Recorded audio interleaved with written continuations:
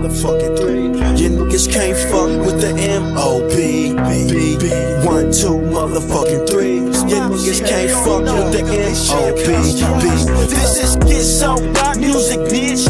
4-5 rock music, child music, cocaine rock moving, OG hop abusing niggas like the hustler. I was whipping kick for hours, Taliban dropping towers, hammerman, chop ups and young niggas gun clocking, dropping bombs like test the verb in a cold white. What's good with YouTube? You already know, Big Flacco with a convict's perspective, and I'm gonna smash, dash, and slide on through with a little bit of energy. Please hit the like, subscribe, comment, and do all those things to help support this channel, and hit that bell notification for future fire content. I've been noticing, man, I haven't been getting the likes on a lot of my videos, man, so please hit that like button, man. Hit that bell notification. I've been dropping some heat. So, I came across something, right, that I found really interesting. We're going to discuss, right? And basically what it is it's Sureno, Southside, basically household policies and procedures. So if you're a Norteño or function with Norteños, there's what you call HHPs, household policy procedures. Now this is basically everything and how you're supposed to function if you're an active member within that household. It's going to have rules about what time you're supposed to get up, hygiene, working out, security, just, communications, education, all different facets of your daily endeavors as a Norteño in the house. Now this right here, man, is I'm going to be discussing a Kite that was intercepted that discusses this basically Sureno household policy procedures. There's a lot of similarities, right? A few differences, right? A lot of the wording is a little bit different, a little bit more simpler, and a little bit more direct. The HHPs by the Norteños are what you call, they're well written. They're written like almost like a scholar, believe it or not. But here we go. Okay, here's how it starts. First and foremost, we extend our respect and love to Sureños, Southsiders, and camaradas, friends. Welcome to our Sud Casa house. These are our Reglas rules. It is asked of you to treat them with your utmost respect. Gracias. Number 1. Upon arrival, it is asked of you to show your paperwork to the house rep, which they refer to as the shot caller. Now, that's something that's always going to happen within the Norteño functions, except for you're not going to get no household policy procedures until you submit all paperwork and you go through an NA screening process, which is almost like a fucking job application for a gang member. You got to list your tattoos, how tall you are, what prisons you've been, 2 soldados with you. Have you been under investigations? Have you been involved in pegadas? Have you held a COC position? Where'd you last pro from? It's going to have a whole lot of things, right? Before you even get any policies or any information or any education. Okay, you're not going to just get a Kite like this off top. 2, no set tripping or fighting amongst camaradas. Street business stays on the streets. County business stays in the county.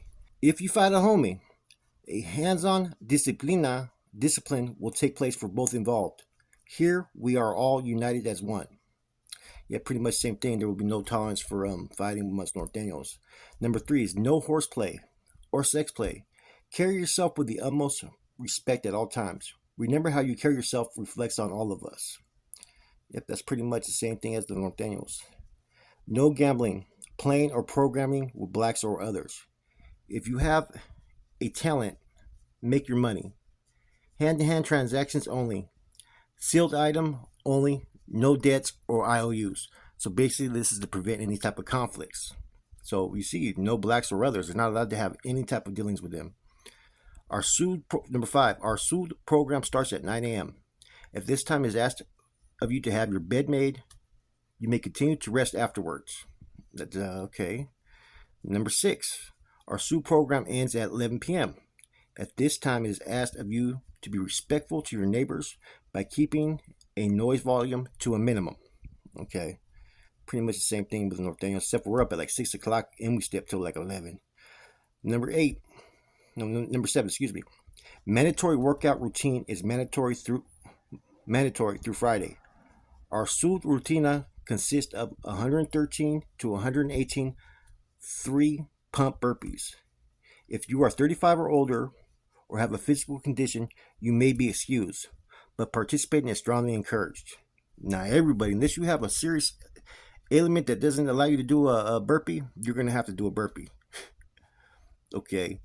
Number 8, it is asked of you to keep yourself clean and presentable at all times. Clean it daily. Number 9, it is asked of you to keep yourself clean and sharp at all times. Shower daily. Remember how you carry yourselves reflects on all of us. 10, show respect to the Baisas. There are Raza. Number 11, show respect to the Gavas, whites. There are allies. 12, show respect to the deputy, especially female deps, so we may expect respect in return. 13, if you hear or see a homie throwing it down, it is mandatory for you to jump in. Sureños don't fight alone. If one goes, we all go. Yep, that's how they've always been. 14, if you they put this as number 14. This is pretty good of them, man. If you suspect someone of being a chapete, norteño, right? It's like a disrespectful term for norteño. I'm surprised they didn't use Buster. A screening must be conducted. When screening someone, you must respectfully ask name, nickname, hood, and do a tattoo check. Shirt must be off. This is of the utmost importance. This is our Sul Casa. It is up to us to keep our home clean of busters. So I think this is probably an accounting jail, right?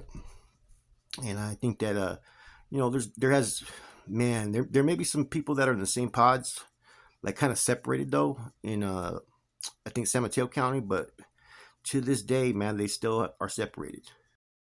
I like how they have the Norteño one as number 14, man. At least they showed a little bit of respect, even though they used Chapete and Buster, right? Okay, number 15 though. When there is pleito, which is an argument, in the Cantona house, you may be asked to have a shadow while taking a playa or when speaking to a deputy. So basically, this is having a security blanket. We do this whether there's funk or not, which is we always walk in twos. We always have someone that's posted up while you're taking a shower or while you're doing any type of activity that you may be in a prone position for someone to attack you. Okay, number 16. All Sud Huilas kites must reach their destinations. You may use a bisa or wood only when necessary. When handling a huila, make sure to score a touchdown. Yeah, when you send a kite somewhere, man, we always use the reference word touchdown. Okay, now number 17. It is asked of all homies to participate in rec time. It is mandatory to have your shoes on whenever outside your cell. This is in case they have to fight. So basically, you got to stay ready.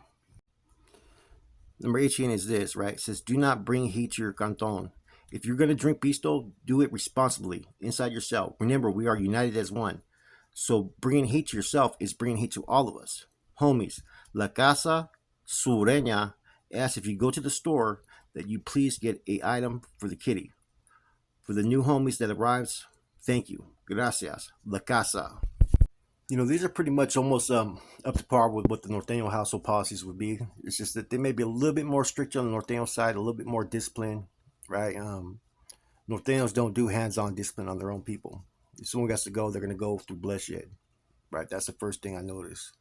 2, Norteños are going to show respect to basically all groups, all races and whatnot, right? And you're going to have a shadow the whole time. What they call a shadow, we call a security post, right? And you're going to be doing education. You're going to be having to do file reports and whatnot. You're going to be a contributing factor. This works for the Southsiders because, like I said, most Southsiders are usually the deepest car in most prisons in the state of California. There was a time period, though, when they really didn't have no type of guidance or direction. You just had the big homies and you had Sureños. You had those that were involved, those that weren't. And there'd be locations where, it'd be not up to par like how we would, discipline. Some would not be always wearing their shoes. They'd be in shower shoes in the pod, but they're like hella deep back then, man. Like I said, it was a little bit different environment in the 80s and 90s. So I think sometime in the 2000s is when they just started to enforce more reglas for their people, more rules, more structure. Before they were kind of a powerful but yet loosely structured group, if that makes any sense. So the Norteños would always have to function on a high level of discipline and awareness because everywhere they go, they're going to basically be outnumbered. So places like the county jail is where you first start to get your training. It's basically training grounds. It's like going into like a recovery house where you're learning about recovery, but yet you've yet to hit the real world, real life, and put your recovery skills to into play. Same thing here. You're learning about how to have security. You're learning about, basically how to file reports, how to identify oppositions. That's why certain counties, they always come in, more advanced and more prepared. Like places like Santa Clara County, Monterey County, um, Tulare County. Those places, the homeboys always come well seasoned because they're usually around homeboys that are going to school them right. Other places, small counties like Coco County, may be a little bit different, Sonoma County and whatnot, right? Like I said, man, the changes in the North Norteño Collective have really been enforced since April '97, but they really didn't take hold till around the 2000s, basically, right? You know, seeing like in other places, right? When you get there, you have to sometimes wait like 30 days just to get cleared because they want to run your name, cross check it, look at the BNL, see if your name's on a BNL, filtered out to all the other households. And a lot of times, what they'll do is they'll have you do an essay every day on an HHP. Therefore, at the conclusion of you doing your last essay, if nothing comes back negative on you, you're basically being cleared to function within that household. Now, each of those HHPs, you're going to have to sit there and now that you've wrote an essay about it, you understand it. So if you violate it, you have some type of discipline proceeding, DP, discipline procedures, which could be, it could be an essay, it could be some burpees, it could be restriction. There's a whole lot of different ways you can discipline someone. You know, one time I disciplined two individuals. I put them on tobacco restriction for a whole month. That was my DP procedures because I thought that was going to teach them a lesson. See, the whole purpose of DP is not to abuse someone, but to establish some type of corrective form of the addressal. Whatever the issue may be, you're there to correct it and make sure that they understand it so that they don't do it again. And sometimes you have to make examples. Now, there could be DPs that go all the way to the extent to where you go clean up now, or you have to hold a fucking piece, or you have more responsibilities, or you have to copy a BNL, or have to rewrite the HHPs. There's all kinds of different ways in which DPs can come if you violate any one of these HHPs. Now, the Southsiders function a little bit different, but it's almost the same in a lot of senses. And I used to always kind of wonder that, right? Because, how do they pretty much conduct their NA screening process? What do they do? What do they ask for? Because a lot of times you're not in to the intricate details of how they function. And I've been places, right, where I've been around where there's high ranking MA members, where there's camaradas. And a lot of times, like I said, you can pretty much identify who the shot caller is. That's the one thing I noticed about the Southside program. With the Norteños before, back in the 80s and 90s, you couldn't always tell. Come the 2000s, you could start to tell who was running the show pretty much. It was pretty easy, you know. I got to experience watching how the Surenos would do their communications, what times they would do it, and just a certain things, man. By having one that was basically a secretary to an emero, right? And I used to watch and I used to talk to him. I used to pick his brain. And he used to tell me how busy he was getting. And without saying, what his position was, he would always say he was busy doing things. And he was doing it to try to, be impressive towards me because he knew I observed what was going on. I seen when Jack would come to the cages, how he'd be all over Jacko, hey, what's up? And, I heard him how he would talk to people on the tier. Oh, yeah, Jacko said this, you know what I mean? So there's certain people, like I said, man, they're in those positions because they lack the recognition, right? And there's perks that comes with it. Let's just keep it real, you know? See, with the Norteños, besides a household, they have chain of command positions. Like the Southsiders, they may have like, they used to have the Mesa system, then they have the Llavero system and whatnot, right? But see, then they have the building reps a lot of times, right? The Surenos would have that, the Blaquero, right? The Norteños would have this. They'd have maybe a block security, and then with that block security, they have basically tier securities, right? Or section securities. It could be different depending on if you're on a level 4. Then you'd have your overall squad leader, which sometimes would be your yard security. Under him would be the SL, which would be another yard security, but basically the buffer, right? Then you would have your regiment commanders, regiment departments. Then you'd have like your store manager. Your store manager would run your tiendas. Then you'd have your maestros, your teachers, right? So see, there's a lot of different things that go into like the rules and reglas that the Norteños have. The fact that the Southsiders have it is an advancement in the program of what I've seen like 25, 30 years ago, the difference. You know what I'm saying? Like I said, the Southsiders have always been a very powerful unit, one of the most powerful units as far as groups in the prison system because of the numbers. You know, we already know what they're capable of. They're hitters just like North Daniels, right? North Daniels are just outnumbered. They have to maneuver a little bit different. So when you see the strictness and the militancy and the regimental procedures in the North Daniel program, that's all for security reasons. That's what keeps them fucking moving forward. That's what keeps them a couple steps ahead. And there's been a lot of things, right? And I was taught this very young in my career, right? We used to have this slogan: their best is our average. What means their elite and their best is what our average soldados is capable of, right? And that there was a lot of people who adopted certain things that we did, you know, and I seen that with my own eyes because there were certain things that we stopped doing that 5 years before nobody was doing, but we were doing, and now they're doing it.